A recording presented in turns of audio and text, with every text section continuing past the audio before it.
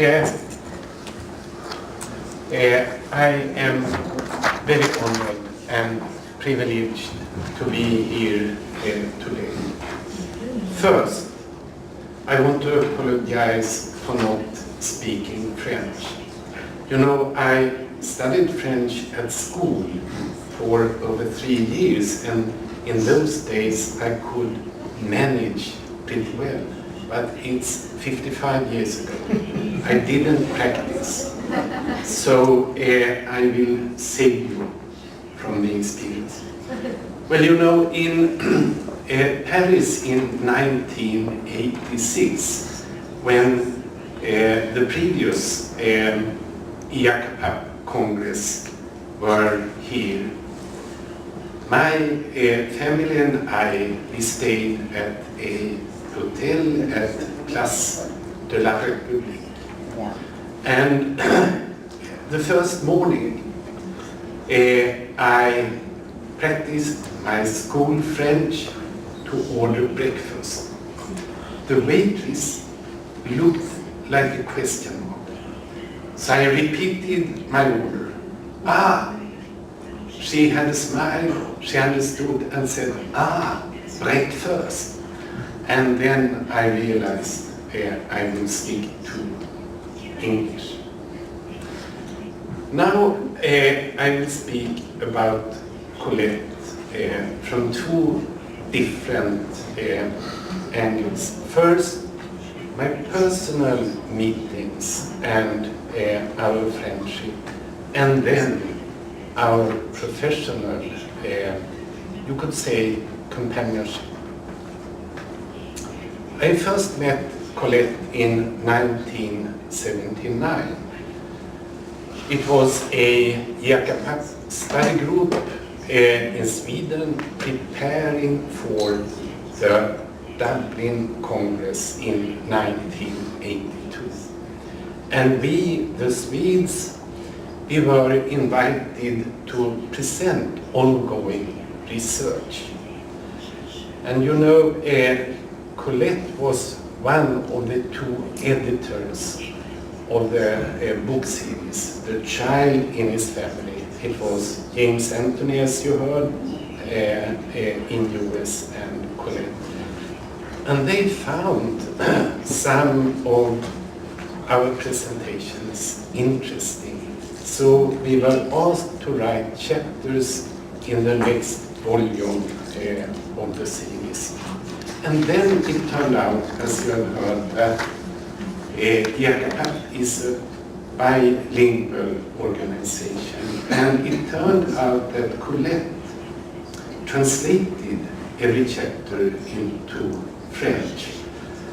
So we corresponded, and you could say on distance we learned to know each other, and she translated the chapters and they were published in Le Fil Rouge from the University of Paris. And the French version was much, much better than the English version. So I learned to know Colette as a very careful person. Well, then we met in 1982 in Dublin when she was elected president of IACPAP. We met in Paris in 1986 when it was Colette's Congress. You often say that the last Congress on the presidency is the President's Congress. And then we met in Kyoto in 1990. But from 1992, we really learned to know each other. IACPAP had a study group in Budapest.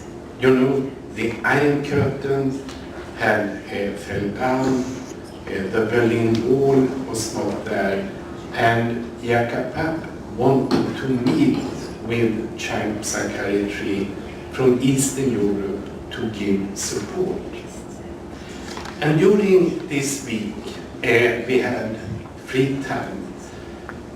So Colette TR2, the Secretary General of IACAPAP, and me, myself, we decided to tour Budapest. We bought a so-called Visit Budapest card to go freely by buses, undergrounds, trams, and see museums. So we had a very nice time. We saw both Buda and Pest. You know, it's two separate cities from the beginning. We had lovely dinners, and it turned out that Colette and I had a common interest in ice cream. And Colette said, you know, the ice cream of Budapest is nothing compared to the ice cream of Paris. And the ice cream of Paris is nothing compared to my own homemade ice cream. And when you come to Paris, I will treat you with real ice cream. And this happened. So I'm very happy to have been privileged by tasting Colette's homemade delicious ice cream. And those of you who have enjoyed it know what I mean. Well, we had an adventurous sightseeing trip. And Kari and I, we really learned to know Colette's warm and generous personality. And she was also a person with humor. It happened that Colette was pickpocketed in her handbag, and Kari and I, we were very upset and said, how? What happened? What should we do? Colette said, you mustn't bother at all because, you know, I live in Paris. I'm prepared for this. And then she showed us her handbag, and it had a number of compartments with zippers. So it was impossible to take anything because everything was protected. But the bus card was stolen. And then we discussed, well, what to do now? Should you buy a new card? And then we said, well, we are tourists. We have paid money for this, so let's go on. And so we did. And then suddenly on a bus, there was a ticket control showing up. A lady with a sign started to check tickets. Colette, Kari and I, we made a very quick decision. We lined up, me first, then Kari, and then Colette in a kind of a half circle in order to force the controller to pass Kari with some difficulty. So when she saw and checked my ticket, I passed it behind the desk to Colette. And Colette showed the ticket and everything was set. So you realize we had a very good time together. From this meeting, we started to meet at a very regular basis on IACAPAP study groups, conferences, meetings, and then we realized that we had also a clinical interest in common. And then you could say our professional friendship started. And I will give you the background. There are two reasons for this. One reason was that I had for a long time been responsible for the child psychiatric liaison with pediatric endocrinology, child surgery, and gynecology for supporting children and their parents when the children were born, which in those days was called intersex, today DSD, developmental sexual disorders.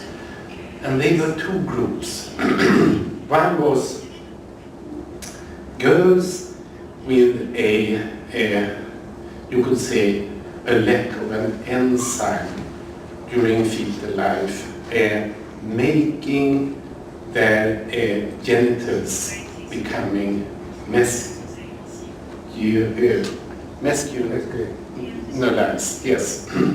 So these girls, they are born with a big clitoris and a big labia majora, making it look like they are a boy. This was one group. The other group are boys who have insensitivity to fetal and adult testosterone. And these boys are born with a little female-like genital area. And there have been lots of discussions over the years how to treat them. And from around the mid-50s, there have been something called the John Mooney doctrine. John Mooney, he had seen that if you identify the child by giving a sex, depending on how the genital area looked, and then to carry the child as being born in that sex, they could develop a true personality. So the majority of these boys had been raised as girls. Well, we saw that only in some cases this seemed to be good. In other cases, these children suffered a lot. They were not at all satisfied being a girl with male chromosomes. But you know, it's tricky because I met 4 girls who are born XY, male with male chromosomes, with total insensitivity to testosterone. And they have developed as normal girls with normal female genitalia, but of course no ovaries. So when they come into puberty, they have no breasts and no menstruation, and then they are seeking help. And when you see a person who is born with male chromosomes, but obviously is a woman, then you start to think and discuss how complex is actually the development of gender, the development of sex, and are these, you could say, this variance, is it a disorder or what is it? So with the experience of working for a long time with these children and families, we also learned that the girls who had this hormone deficiency, an enzyme, lack of an enzyme, developing a kind of a male appearance of the genitals. They developed the majority as very normal women, but a little more than 50% were lesbians. So it seems that the biology of the fetal hormonal life and other until now unknown factors could change what we expect.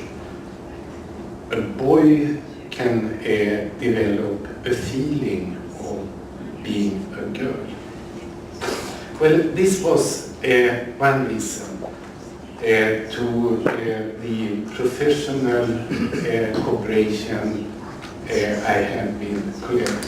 The other was that in 1972, Sweden passed a law giving transsexual persons the right to change gender and to have reassignment surgery.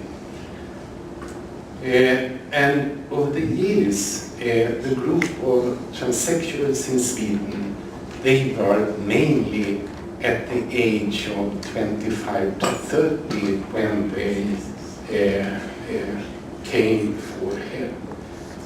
But in the late 1990s, it started to show up children and youth with gender dysphoria. And then everyone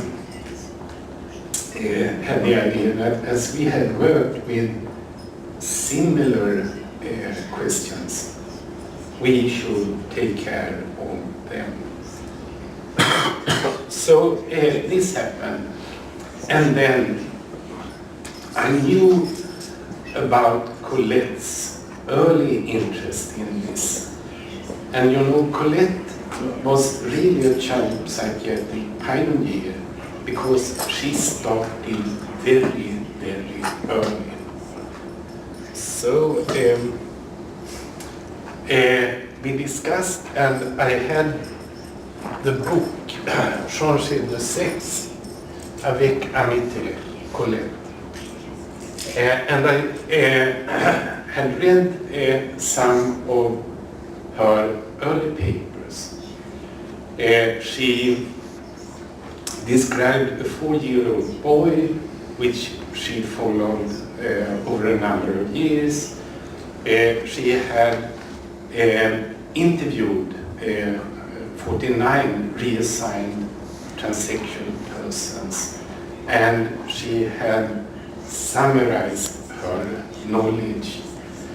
I struggled to understand. I can read a little, and I was very satisfied when the book showed up in an English version, Transsexualism.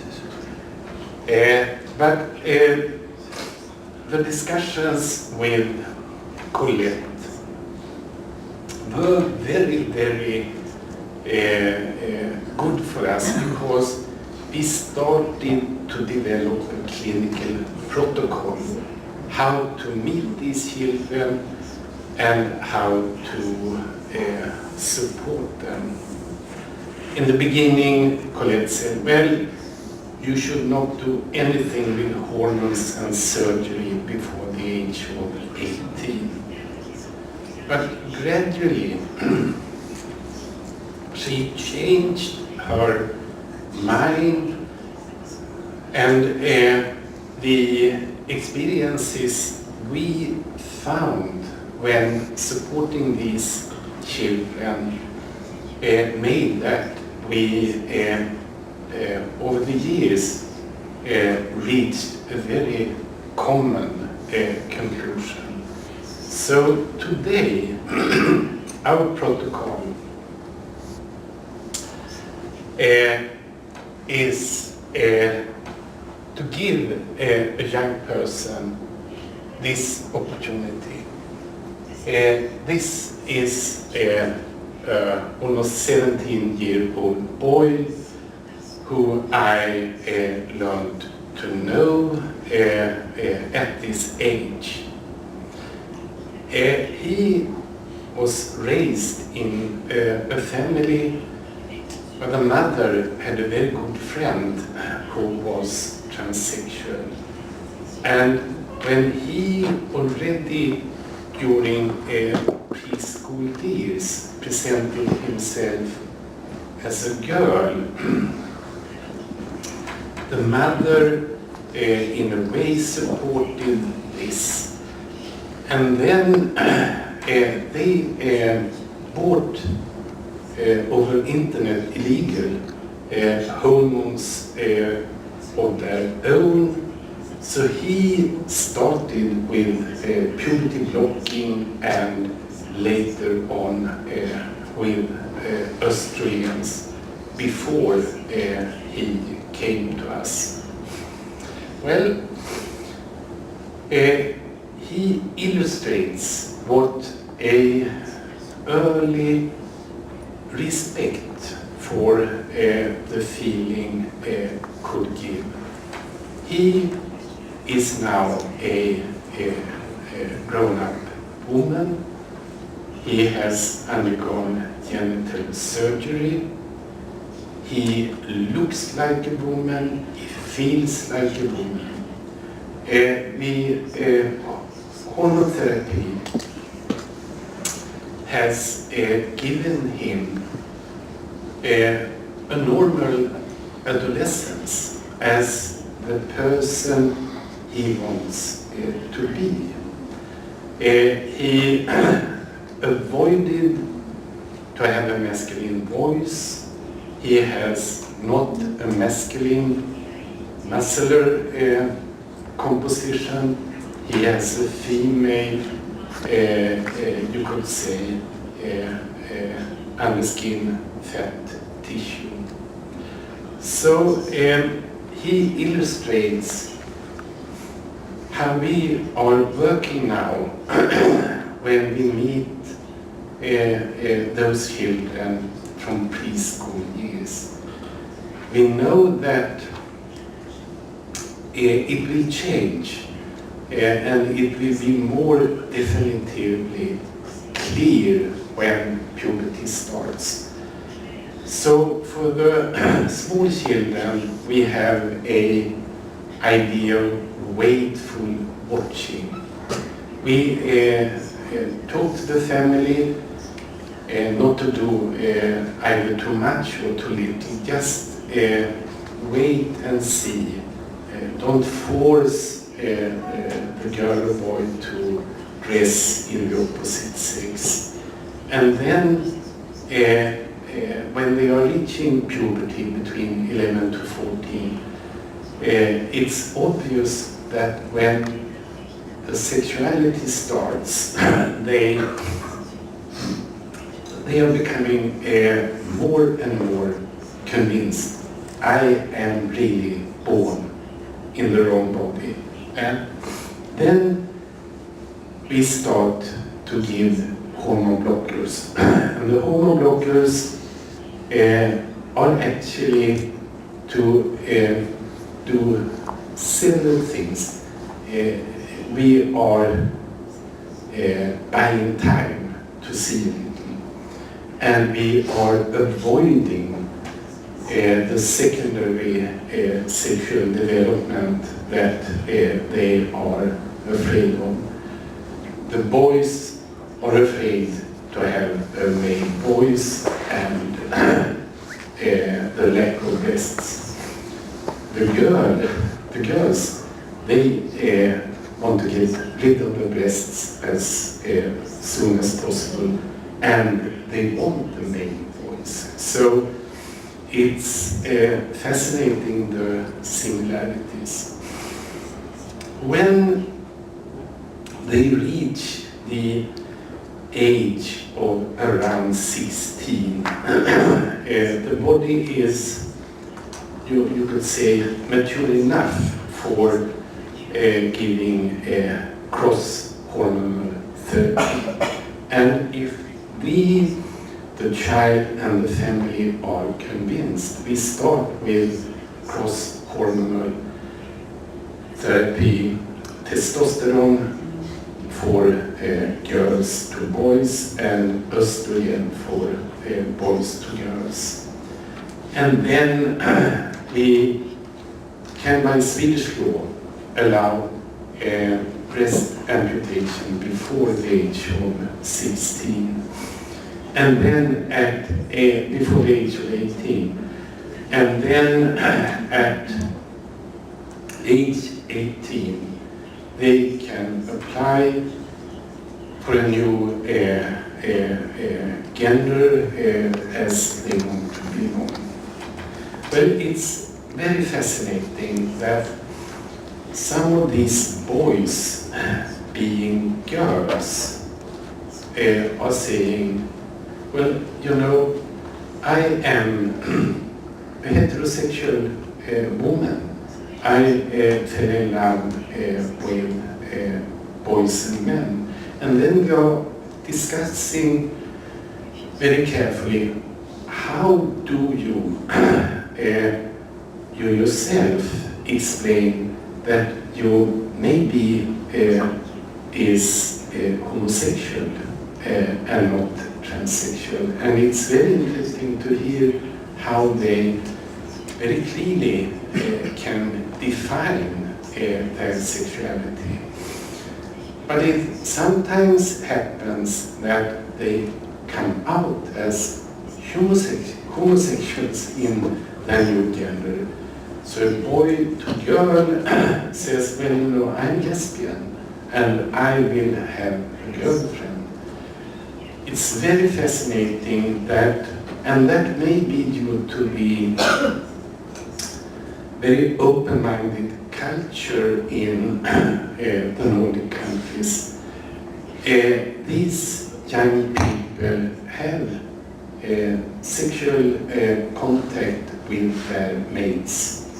And they are explaining that we can manage this, but we are waiting, of course, for me to be 18 so I can undergo surgery.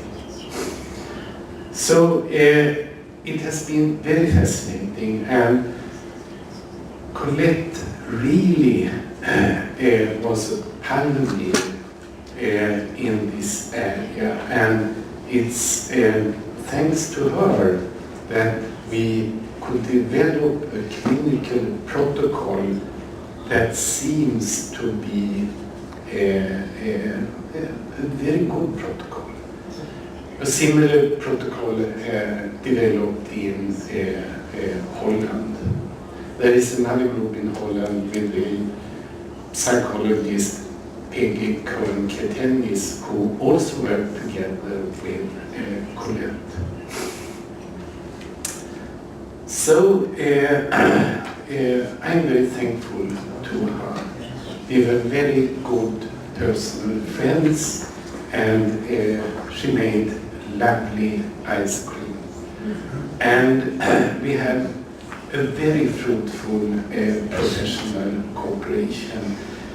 And you know, there were sessions on gender issues both in Paris in 2012 on the IACTA Congress, but Colette and I also took part in a session in Ankara a year later, and we said, well, we have the same opinion on this. So I'm really sad that Colette is no longer with us, and I'm very thankful. Thank you.